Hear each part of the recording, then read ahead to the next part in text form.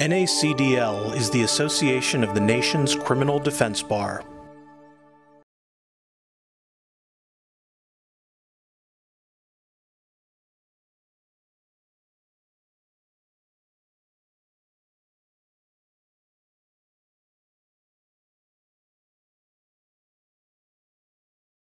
Good afternoon, everyone. If you are just joining for the first time, I'll say welcome to NACDL's 22nd Annual State Criminal Justice Network Conference. And if you joined us for the first panel, I will say welcome back. My name is Monica Reed. I have the pleasure of serving as the Senior Director of Advocacy here at NACDL. And again, we're sort of glad you decided to participate in this year's free live virtual conference, where we brought together some of the leading experts on criminal justice reform to discuss a number of pertinent state reform issues.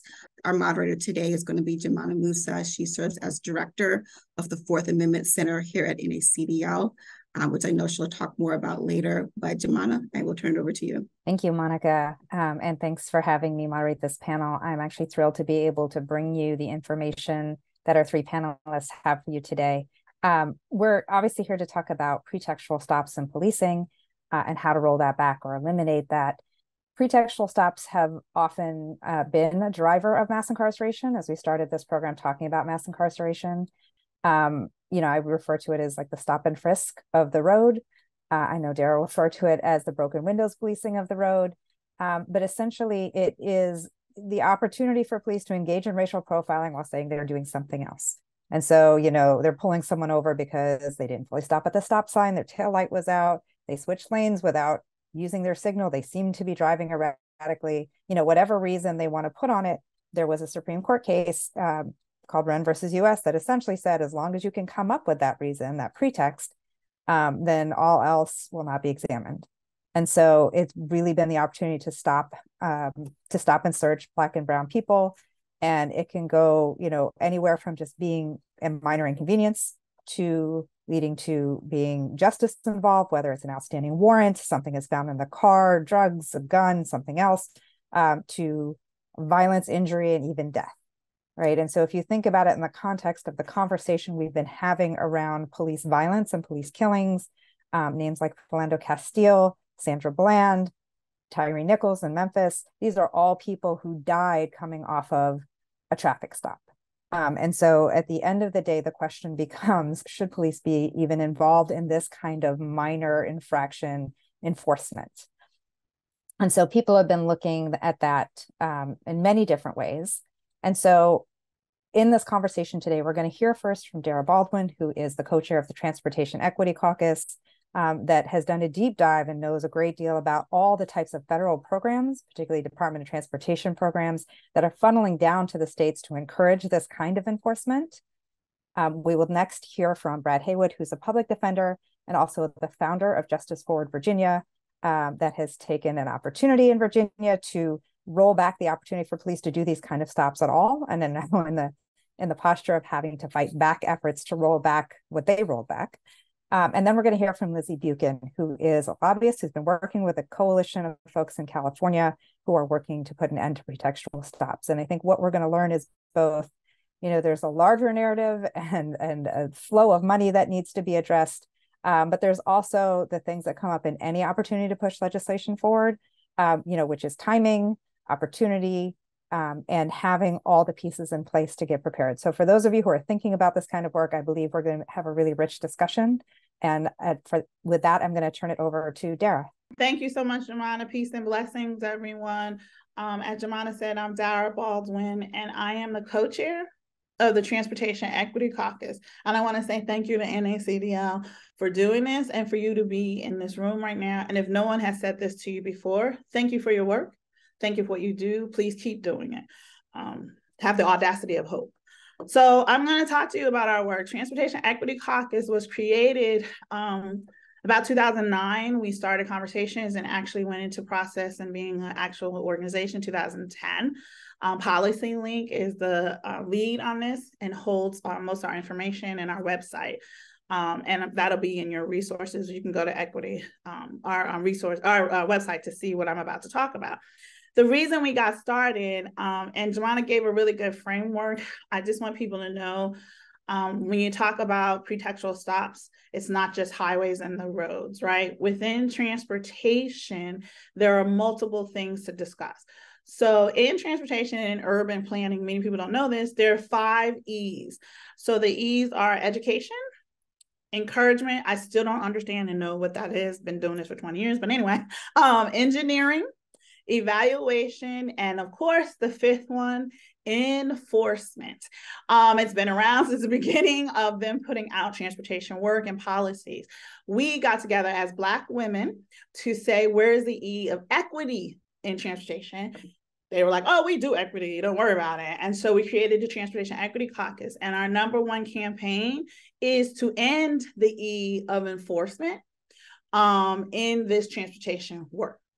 It was discussed, there is data and numbers now, but back then, 2009, there was very, very little, mostly anecdotal. We did have some professors around the country who were looking at this work, but now you'll see it's about 27% of the people who are harmed or killed by police, mostly Black people.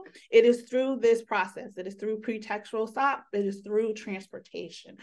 I am from Jersey, New Jersey, Newark, New Jersey, and I remember in the 80s, late 80s, early 90s, when Reverend Al and many of us went on the New Jersey Turnpike and shut the turnpike down, driving while Black, because New Jersey state troopers were killing Black people every single day. And we were like, this has got to stop. And so that also spreads into, so you understand and know about transportation. Many people don't even think of transportation as part of the civil rights movement. It was another reason why we started the Transportation Equity Caucus. And those of you who know anything about transportation should be shaking your head and saying, why? When it is the cornerstone of the civil rights movement. It was 15 Black women in Montgomery, Alabama, who got the Montgomery bus boycott started and ended. And when Martin Luther King got off that bus, he said, now let's start the civil rights movement. Transportation is the key to most people's lives, right? Wherever they go. So in reference to pretextual stops, that's why I want to say it's not just being on the highway and driving. It's also walking and being a pedestrian or rolling. If you do this, I do disability work, so people with disabilities. And now with the multiple modes of transportation that we have, bicyclists, scooters, skateboard, roller skating. And unfortunately, now we do, and it's part of what we'll talk about around solutions, is data showing that people who are pulled over or just having quote unquote, I want to have a talk or conversation with you by police officers, is usually Black and brown folks doing those things. And there are multiple groups who fight this. There's literally our Black cyclists, right? Tamika is one of our top people. Veronica Owens is a top person. People in Chicago, Equiticity is a large organization who does this around Black cyclists. So I'll say that. What we have learned in doing this work, and you can read about the history of this, it really started with MAD, Mothers Against Drunk Driving.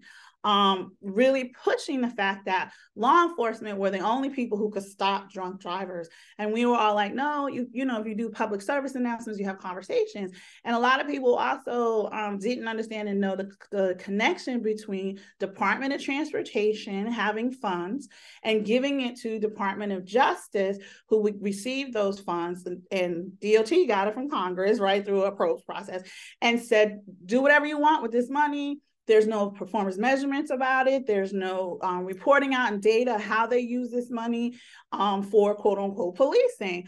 And so many of us who do transportation policy were like, no, you got to start figuring out where this money is going and how it is quote unquote helping the community. We knew it wasn't. So I'll say that. And you can go to our website and see we have 3 webinars where we talk about this in 2020 when George Floyd was killed. That was a pretextual stop. Michael Brown in 2014, Sandra Bland, as it was said, and Tyrese Nichols. And we talk about policing, the history of it in transportation. We talk about what's happening now, and we talk about the future. So real quick, I just want to say about the future. and how this can change. One is we do have an open letter if you wish to sign it to tell DOT to stop funding to DOJ money around pretextual stops, or at least start collecting data. It's called the 1906 program, which helps with racial profiling. In the BIB, the bipartisan infrastructure bill, we got equity language in there, and we said, okay, you need to explain to us, because law enforcement is saying these pretextual stops help us to find, quote unquote, and we said we we're going to use those words, but they use it, criminals, right? And we don't know, right? And actually data has shown, specifically in Connecticut, 1906 money, what we saw, only 3 states in the country were using it. And this was in 2021, 2022, when we gathered the data. And Connecticut was one of the states that actually hired a researcher to do this. And he did it in 3 cities in Connecticut. And they looked at the stops, and like 1 out of 50 did they find something, you know, quote unquote, that someone was doing something wrong.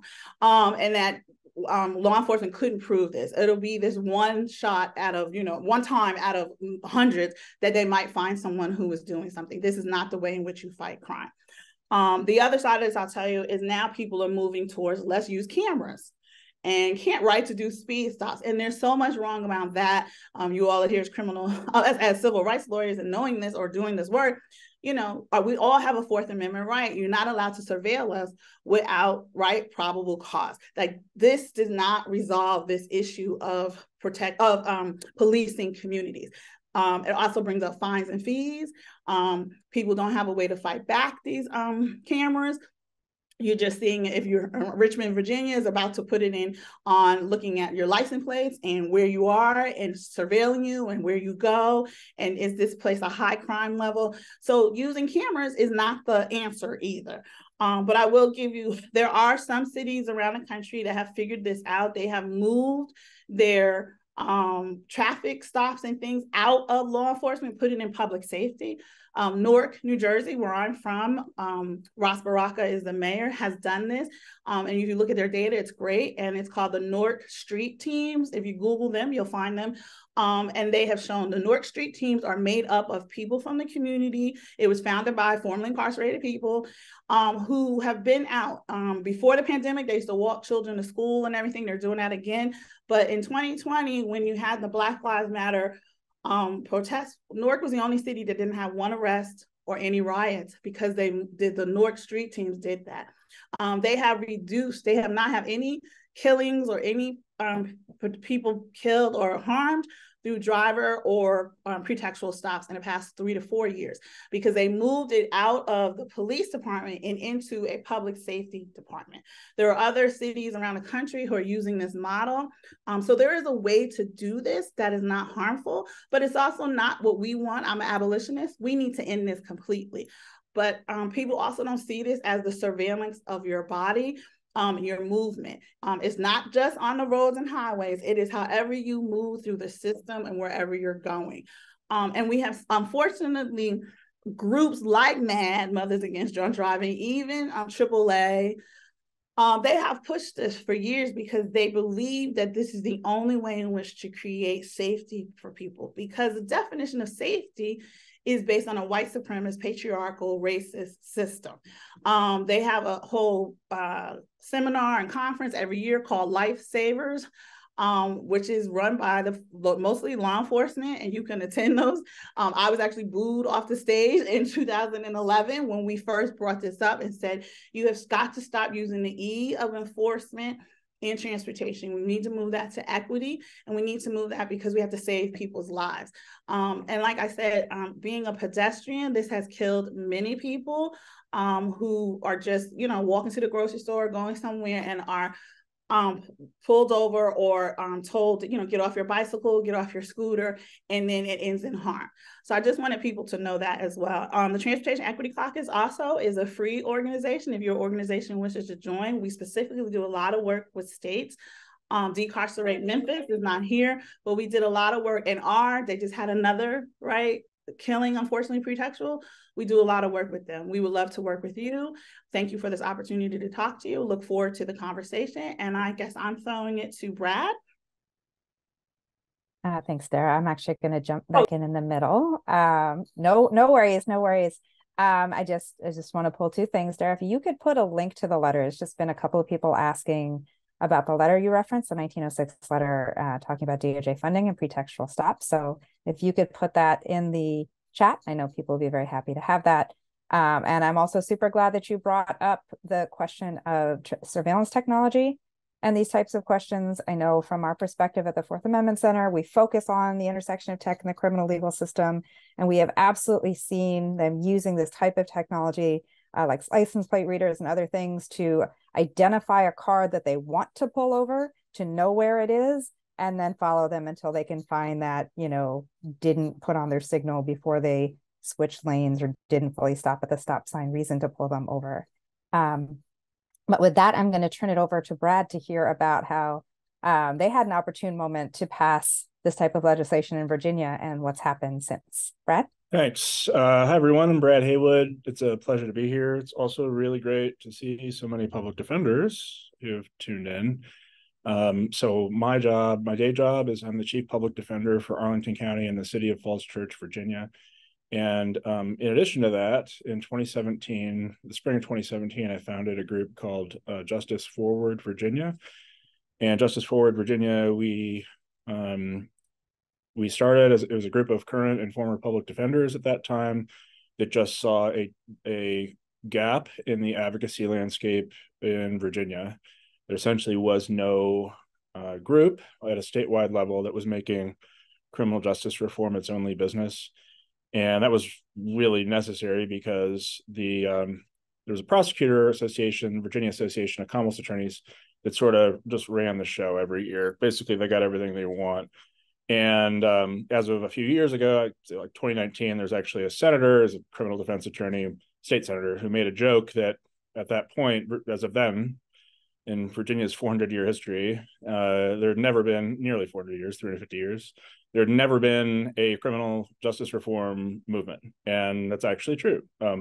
Pretty much the entire history of Virginia was incremental movement in a tough on crime direction or carceral direction. So we started for that reason. And for those of you who are here or public defenders, I strongly encourage you to get, and you're here, so you're already thinking about this, to get involved in state level legislative advocacy. You don't have to do it as a part of your agency. And in fact, I think it's probably better not done as a part of your agency, because they will inherently have bureaucratic limitations and political limitations that you won't have if you start your own nonprofit or PAC or whatever is easiest where you live. In any event, we had started making some inroads in Virginia with the General Assembly, which is what they call the legislature here. And we'd gotten a bill passed, the first bill, one or two bills actually, in 2019 and then 2020 in their legislative session. And so after the 2020 regular legislative session, which ended in late March, early April, of course, George Floyd was murdered. And all of a sudden, we found ourselves in the middle of a very, very brief, well, not a brief civil rights movement, but a brief window of time when privileged people were actually listening. And so that was very fortunate it's tragic in one sense, but fortunate in terms of making progress in our criminal legal system, because the governor of Virginia, Ralph Northam, called a special session of the legislature for later that year. And it was for two reasons only. And it was for COVID relief, and it was for criminal legal reform, which they were calling police reform, which is a term I never use, because I think that's a euphemism for basically doing nothing that matters. And of course, they were focusing all on these things like, stop chokeholds, civilian review boards, things like that, diversity in hiring, all things that are independently important, but they don't really transform the system. So our organization, serendipitously, we had been planning actually our legislative priorities even before George Floyd was murdered, and we had a long list. We were thinking big, like what are the things we can change in Virginia, because we were going to have a Democrat trifecta as well in the legislature. So at kind of the bottom of our list, because we thought it was probably too big of an ask, was limitations on pretextual policing. And we thought of that just because of our experience on the front lines as public defenders. Of course, Virginia in general had one of the most regressive legal systems in the country, but especially on pretext, just the point that we had gotten to was just absurd. We are one of the states that allowed officers to pull people over for dangling objects from the rearview mirror, so like rosary beads or air freshener. You know, there's the owner of that air freshener company has joked that he sold more of those than McDonald's has sold hamburgers. So obviously that was just carte blanche for police officers to pull anyone over whenever they wanted. And in our experience, the only people who were ever pulled over for that reason were Black or brown, definitely non-white. You know, sometimes you get a white defendant, but they would be poor usually. So we listed all of the pretexts that we thought were the most egregious. And we fortunately for us, there was already a law on the books that made it illegal to pull somebody over for not wearing a seatbelt, and where it was considered a secondary offense, not a primary offense. So there was already language that was working. So language that we knew was going to work in terms of how they worded it per statute, how it had been interpreted by the appellate courts. So we just took that language and applied it to, I think it was 24. I think we listed more like 30, and then it was pared down to something like 24 different traffic infractions that we wanted to convert from a primary reason to stop somebody to a secondary reason. We chose this approach not because we thought it was the pinnacle of pretextual policing reform. We did it because we thought this is what we could get done. It was the most we thought we could get done. Our legislators in Virginia are considered part-time. Most of them don't treat it that way, but at least on our issues, they do not have a long attention span, and they don't have many resources or expertise to really master these issues. So anytime you have something really complicated, you guarantee it's not going to pass in the first year. And we knew we had one window of opportunity to get this all done. So we simplified it to something that they could easily understand, that we thought we could get done. We thought we could get passed. Had we had a different legislative process or more sessions to work with this issue, we definitely would have looked at things like civilian traffic enforcement or banning requests for consent searches, things of that nature. And I should note that in addition to traffic infractions, we also banned searches based on the odor of marijuana, and also stops for jaywalking. So, which we didn't even know how historic that was, the ban on the stop on jaywalking. Suddenly, after our reforms passed, we started getting like emails and calls from urbanists and transportation rights groups who were like, wow, it's amazing. How did you do this? And we're like, wow, we didn't even know how historic that was. That's kind of cool. We just noticed that our clients were being treated unjustly. So anyway, the unfortunate thing for y'all in talking about this is our experience is not super replicable at this point, because you all know we all lived through this. Not only was it was COVID, so we had defenders who are usually very, very busy who actually had time to get on, and we had virtual legislative meetings, so we could testify virtually. We had the time to do it, and we also had, like I said, that window of time when legislators were actually listening to us. It was super weird. It sailed through. It had so little opposition. The police groups barely showed up. Virginia Association of Commonwealth Attorneys barely showed up to oppose it. I mean, they did oppose it, but it just was not a matter of a lot of debate. They were mostly really at each other's throats about ending qualified immunity, and then some of the other, quote unquote, police reforms. So we got that through, and then it's gone into effect, and we've had to play defense since then. Our experience playing defense is probably more instructive. If you all want to ask me about that in the Q&A, I'm happy to answer more questions. But really, their first effort to repeal was ridiculous. The argument from the bill patron to repeal all reforms was he was a former state trooper who obviously spends a lot of time on police message boards, because he started his testimony by listing names of serial killers, and then he claimed that this is an anti-serial killer bill. And so like people had to pull back their laughter. But then when I had a chance to testify, I listed the same names that Dara listed, the names of all the Black Americans who'd been killed as a result of pretextual policing. And I explained, that seems to me to be the less that matters a little bit more. But in any event, they've gotten their act together a little bit more. This last session, they really were putting a lot of effort into repeal. But again, it's so terrible that we have to rely on tragedy to make progress in our legal system. But it just so happened that they took up this bill in the Senate, Virginia Senate, 1 week after Tyree Nichols was murdered. And the original patron of the bill, Louise Lucas, who's a Black woman from Portsmouth, Virginia, she basically just interrupted the people who were trying to repeal the reforms and was like, we're not doing this today. And it just died. So this upcoming session, which starts in January, we have to be absolutely on guard to make sure we don't backslide. But I'm happy to discuss any of this stuff and sort of things I've learned since. I also happen to have written a law review article that was published earlier this year on pretextual policing, our experience, and some of the history of it. So I know more than the 10 minutes I just talked. So, but that's it. Thank you. All right, thanks, Brad. Yeah, and I think, especially with local and state legislation, if it's if real estate is location, legislation is timing, and timing.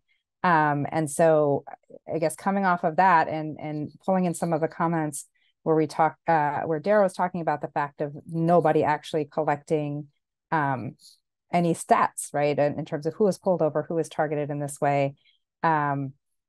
One of the critical things that has made a difference for California is that they did pass a bill that would force the state to collect those kind of statistics. And so I want to hand it over to Lizzie to talk about the efforts that are being made in California to not yet successfully, but on the way to passing legislation.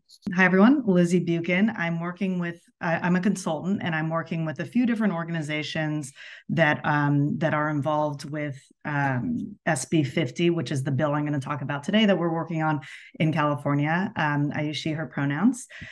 So start with some background.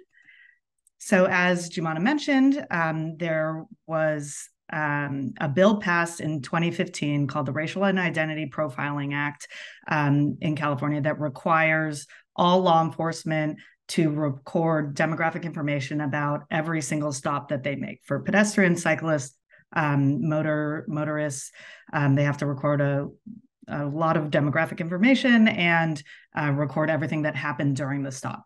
And so that's the implementation process has taken a number of years, but we're now at the point where every law enforcement agency in California is complying with this law and have finally reported their data. 2021 was the first data that we have, and so we just finished the Department of Justice just finished analyzing those data. So as a result of those data, and part of that law, there's also a board called the Racial and Identity Profiling Advisory Board that analyzes the data and makes recommendations. And one of their recommendations in analyzing these data was to eliminate pretext stops. And they didn't go into specifics, but that's generally was the recommendation that came out in January of this year. Second to that, there's an entity that I work with called the Committee on Revision of the Penal Code. This was created in 2019. Every year they come out with recommendations for revisions to the penal code and related code sections that relate to the criminal legal system. And one of their recommendations this year was to eliminate certain low-level stops. And they selected those stops based on the RIPA data that showed the most common non-moving violations that had the greatest racial disparities. And racial disparities basically correlated with the frequency of the non-moving violations. And then the third entity that recommended limiting low-level stops or pretext stops was the California Reparations Task Force. So this was created in 2020. They just finalized their recommendations, but their preliminary recommendations came out earlier this year. And along with more traditional forms of reparations, they also recommended some systemic reforms, including eliminating pretext stops. So that kind of helped get this effort off the ground, that we have these 3 state entities that independently recommended addressing low-level stops. So, okay, so what the bill does. So the bill, it's by Senator Bradford, SB 50. It prohibits law enforcement from initiating motor vehicle or bicycle stop for certain low-level technical vehicle code infractions unless there's a separate independent safety-related basis for the stop, or there's more than one low-level infraction observed. And that second piece is an amendment that we had to take to get it off of out of the first house, the Senate. And officers can still cite these violations if they're stopping for a separate violation. They can mail citations or warning letters. And that piece is not anything new in the bill. They already have that authority. They don't use it, but they have that authority. And we just have language in the bill saying that consistent with current law, they can continue mailing citations if they want. And then, unfortunately, one feature of California is our truth and evidence law. And so the defendant cannot move to suppress evidence that's found during a stop that violates SB 50. This goes back to a ballot measure passed in California decades ago that says that a state court can't exclude any relevant evidence, even if it's gathered in a manner that violates the rights of the accused. And so we can't have any exclusionary rule that's more strict than what's required by the federal Constitution. So that's an unfortunate piece of this bill that's was kind of unavoidable. And then finally, the bill has a separate provision that allows for civilian enforcement of traffic violations. So the city of Berkeley a couple of years ago passed an ordinance to create a new entity in their Department of Transportation to allow civilian enforcement of traffic violations. They later learned that state law prohibited that law from going into effect. So there is a clarification in this bill that says that if any jurisdiction chooses to allow civilian traffic enforcement, they may do so. And then here's the list of the violations that are included in this bill. And again, this is largely from the RIPA data of the most common non-moving violations. And they also have the greatest racial disparities. So expired tags, license plate display, lighting malfunctions, bumper equipment violations wasn't one of the top ones, but it was something that was important to one of the organizations we were working with. Bicycle equipment violations. And then we also started out with window tinting and window obstructions. Unfortunately, that was taken out by one of the committees because the chair had an issue with that. So for the opposition, every statewide law enforcement agency is strongly opposed to the bill. A few dozen police unions. It's a very long list of opposition, but nothing we haven't seen before. They basically oppose all significant police-related legislation, but it still intimidates a lot of members. And law enforcement is very powerful in California. It is especially the unions. We are a very labor-friendly state, and that does extend to police unions. And so these are their main arguments. So number one, what seems to be the most persuasive to members is that it's taking away a useful tool, helps them find guns, drugs, dead bodies, serial killers. We hear that too, as you do in Virginia. They basically want a constitutionally valid reason to search as many people as possible. And they're pretty clear about that every now and then, as one senator recently told me, sometimes you find a dead body in a trunk. Sometimes you find Ted Bundy. And of course, we have data related to this from RIPA. It is very rare to find these things, even guns. It's about 0.3% of the time during one of these stops do they find guns. Drugs is a little more common, and no indication of dead bodies or serial killers. But despite those data,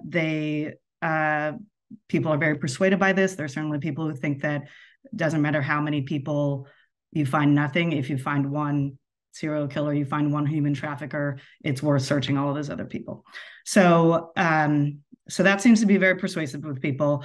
Another argument is people are breaking the law. They need to be held accountable. These laws are on our books. What's the point of having them on our books if you're going to tell law enforcement not to enforce the law?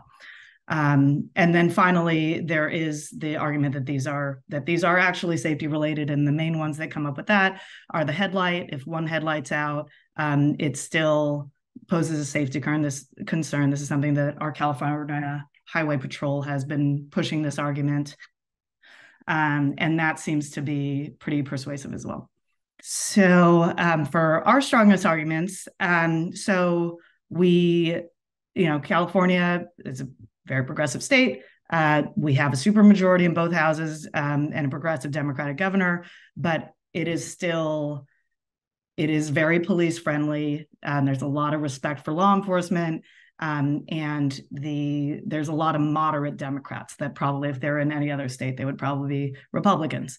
And so we do try to lead when it comes to our targets. We lead with the public safety argument that these are an ineffective use of law enforcement resources, that these are low-level stops, and by their nature, they do not present a public safety, an immediate threat to public safety. These are highly trained professionals.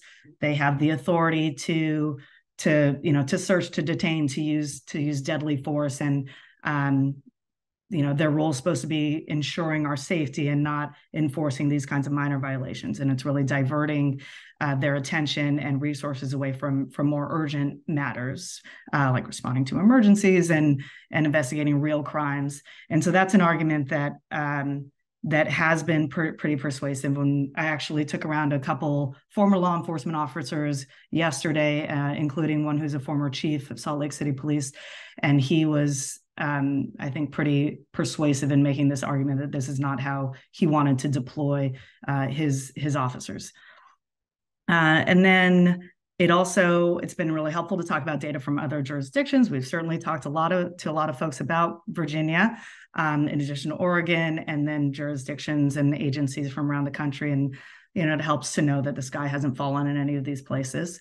And then finally, the racial and economic equity concerns, unfortunately not as persuasive, especially with our moderates, the moderate Dems, that we would want it to be, but there are very significant disparities that are that we have seen from the RIPA data, and it's been, and of course these stops are solely of people who are too poor to fix their headlamps or to update their registration. And it's especially persuasive when we can connect that to public safety. And, when communities, especially Black communities, brown communities, immigrant communities, are feeling unfairly targeted and harassed by law enforcement, they're less likely to cooperate with the police, to go to them when they need help. And that diminishes the public safety landscape for everyone involved. So that's kind of been our approach. So the status of the bill, it is in what's called the Assembly Appropriations Committee. So it is passed through the Senate. It's now in the Assembly. It's in the Appropriations Committee, which ostensibly deals with fiscal issues, but is in practice, it is a place that bills can be killed without a vote. So that's a risk for the bill. It could be killed without a vote, but we are optimistic about it. But what remains, it has to go through the Assembly floor, which is not a guarantee. It is there are a lot of moderate members, a lot of former law enforcement, people living in districts with a lot of sheriffs and police chiefs. And so all of whom are lobbying their members and making calls about this bill.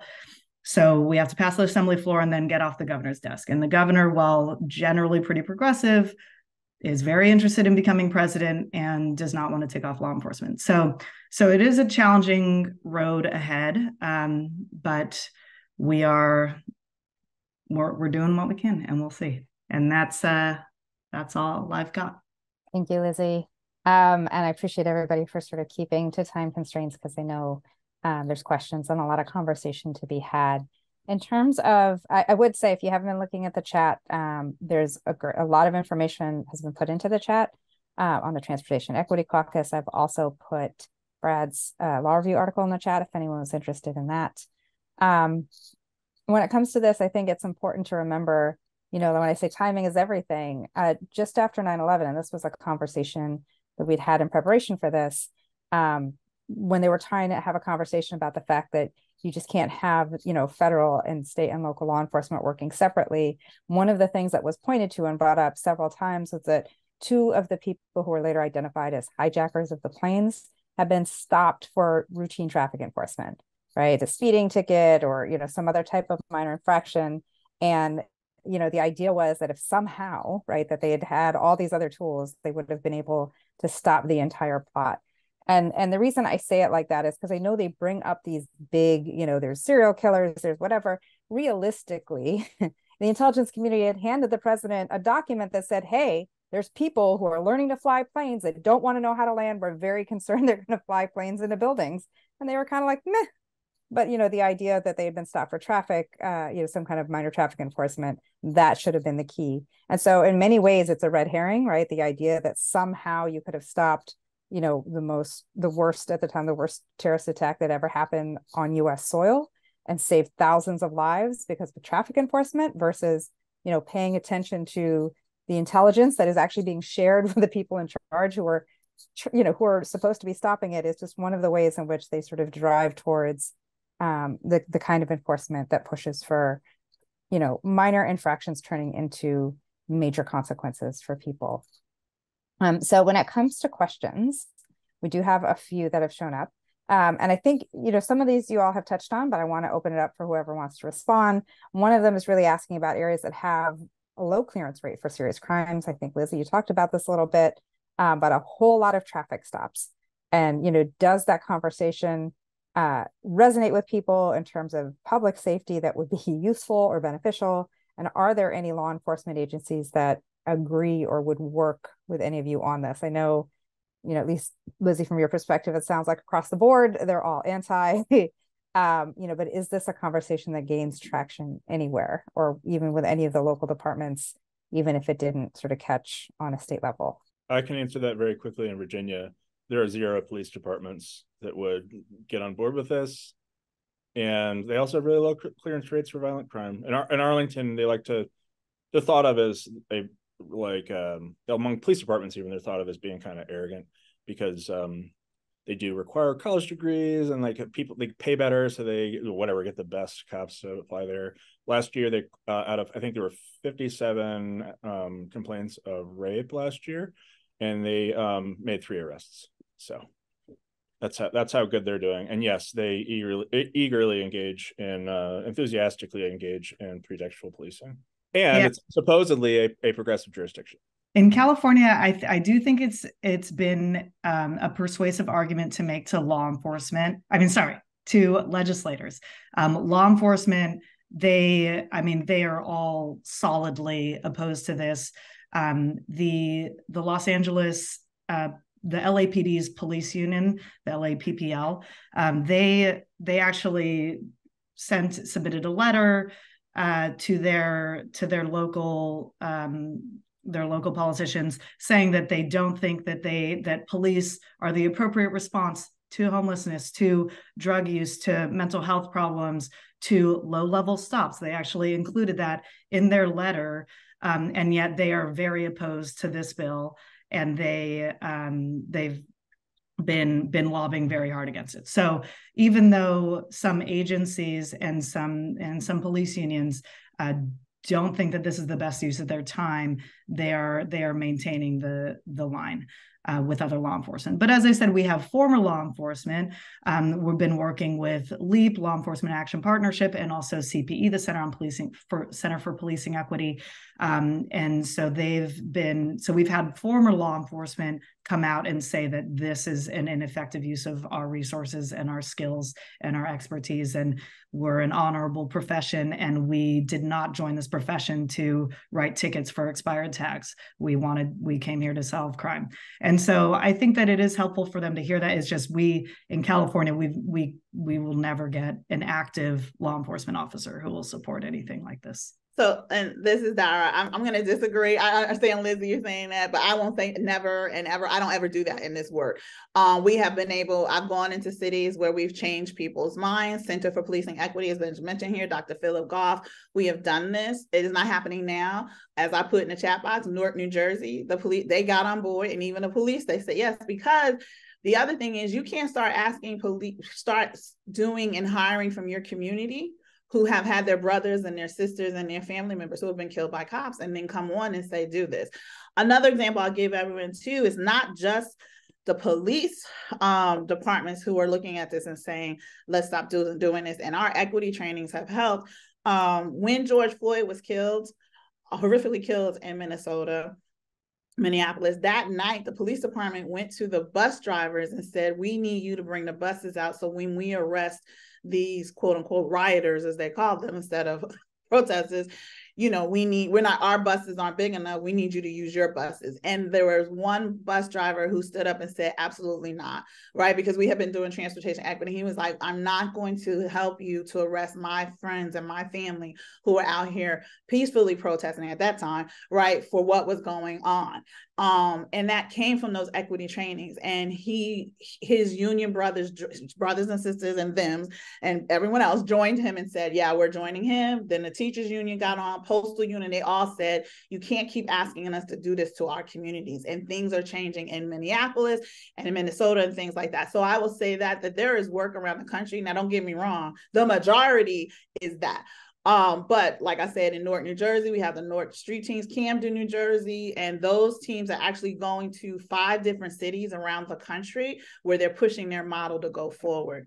And since I have the floor, the other question that was asked about the pushback and opposing lawmakers is not just law enforcement who also— Hey, Dara, we're going to get to that question, I promise. Oh, go ahead.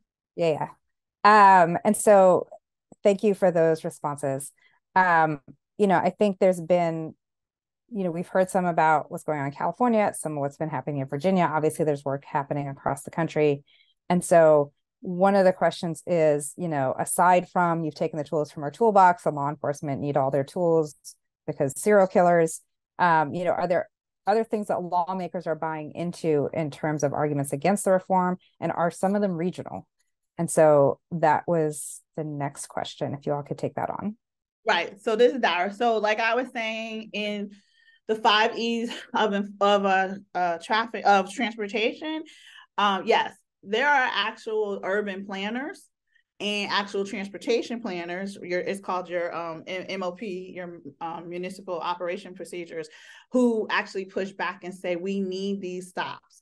Because this is not just public safety around quote unquote crime, but it's also they claim that these stops will help stop pedestrian deaths and people being hurt by being hit by cars or run over by cars. And we all know that is not true either, because the other E of engineering, where if you engineer the roads correctly, which has been shown in 4 different countries, one of them is Brazil, when you engineer the roads, it brings down the abilities and the possibilities of people having crashes, car to car, vehicle to vehicle, or car to pedestrian. And so that's another area where they all push. They keep telling us that these are going to help provide safety on the roads.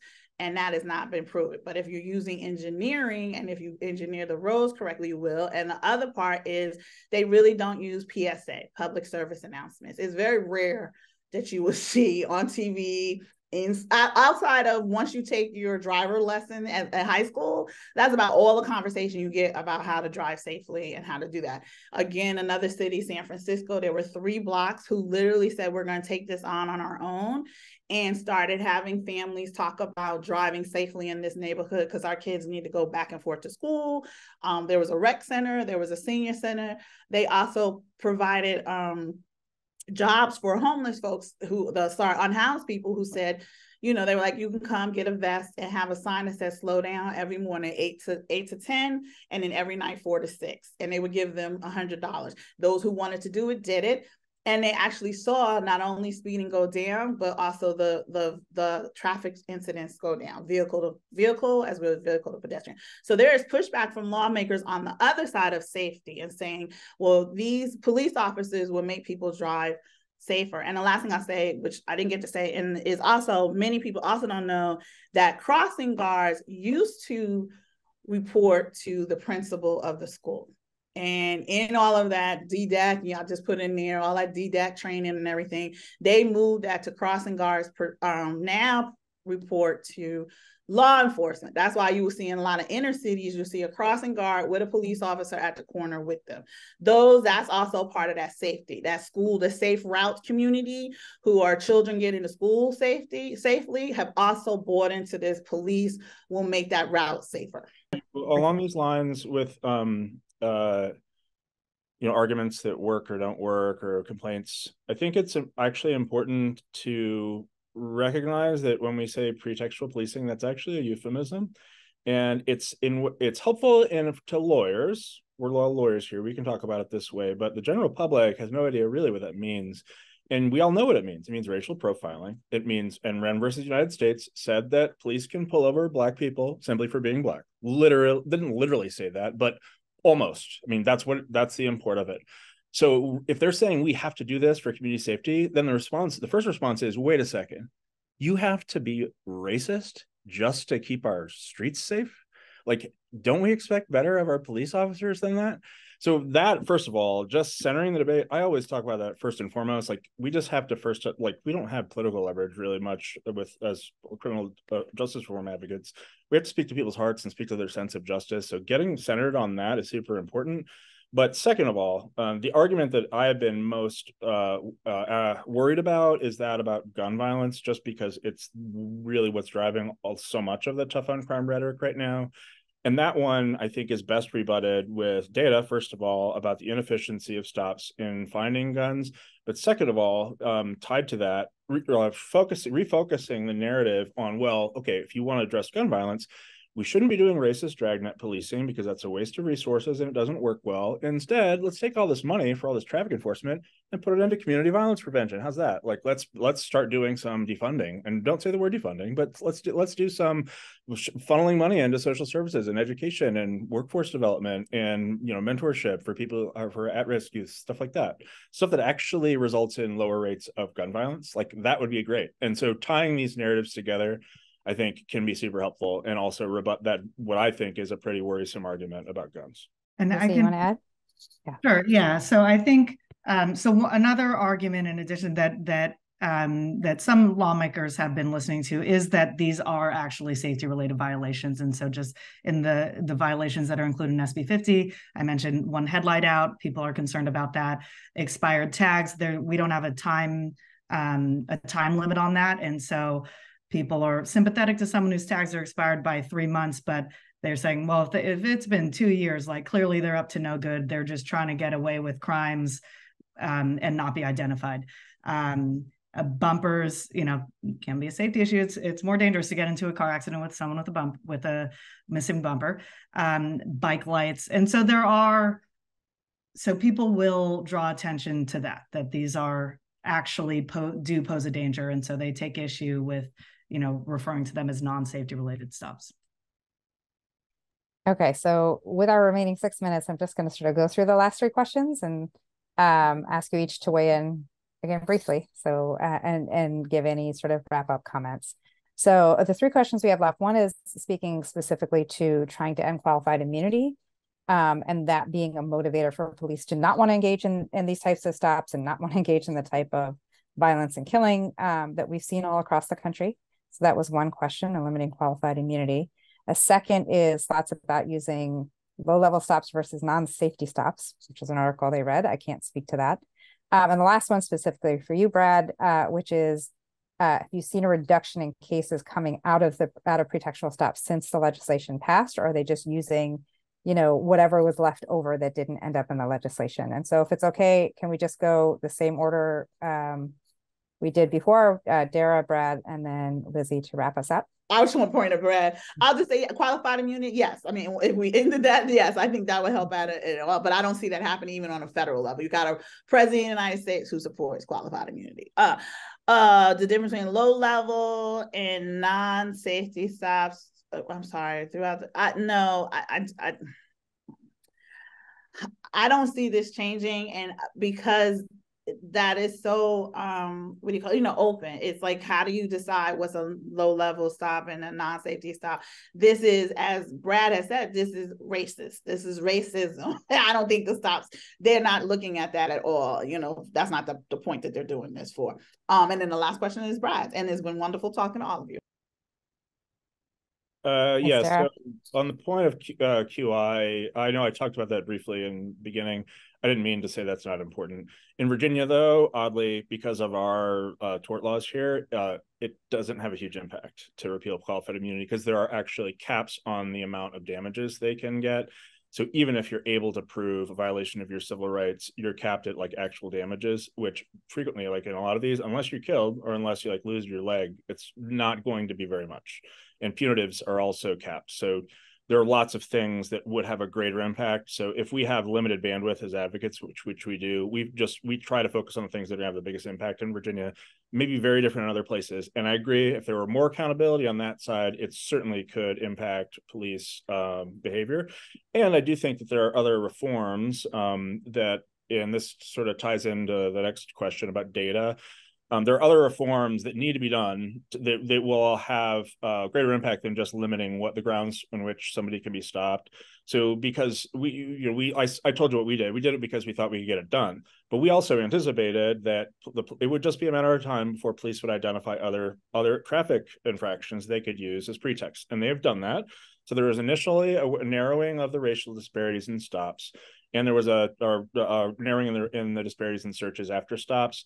The disparities in stops have actually gone back. Their disparities in searches have continued to narrow. So that's good. And we think that's actually mainly because of the odor of marijuana provision of our legislation, which had a huge impact, because that's just so often are the grounds for them doing the search after the stop. So I do think it's really important for other places that are considering broader reforms to add something about like the bar on consent searches, to look into these civilian traffic enforcement. And then also the things besides for tort law or civil law that can be changed. There are states that have bans on pretextual policing in their state constitutions or in their statutes. So that would allow, it basically overrules Wren. It says, look, okay, no, actually subjective motivations do matter. And then you might have a Fourth Amendment remedy in certain cases if you can even prove a probability that there was some racist intent.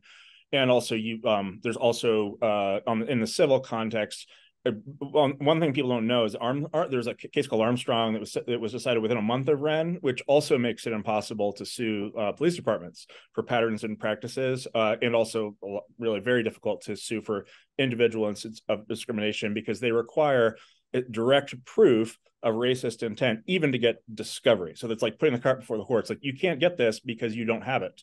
And so you're like, but I don't have it. That's why I'm asking for it. Well, you can't get it then. It's just sort of like a little trick box. So reforms to that also could help a lot. But yeah. Thank you, Brad. Thank you, Brad. And Lizzie, let me give you a moment to wrap as well. Sure. Just real quick on unqualified immunity. So we did make an attempt to address this a couple of years ago. There's a bill called SB2, which established the California decertification law, police decertification. We also tried to tie some immunity-related provisions in there so qualified immunity is, of course, a federal doctrine. In California, if you're injured by police, you can use the state civil rights law, which is called the Bain Act.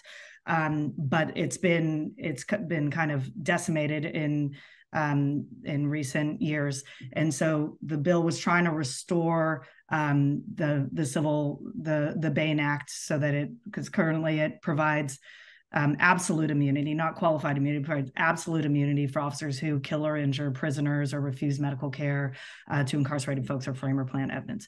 But it was by far the most controversial part of this bill that established a pretty robust decertification program otherwise.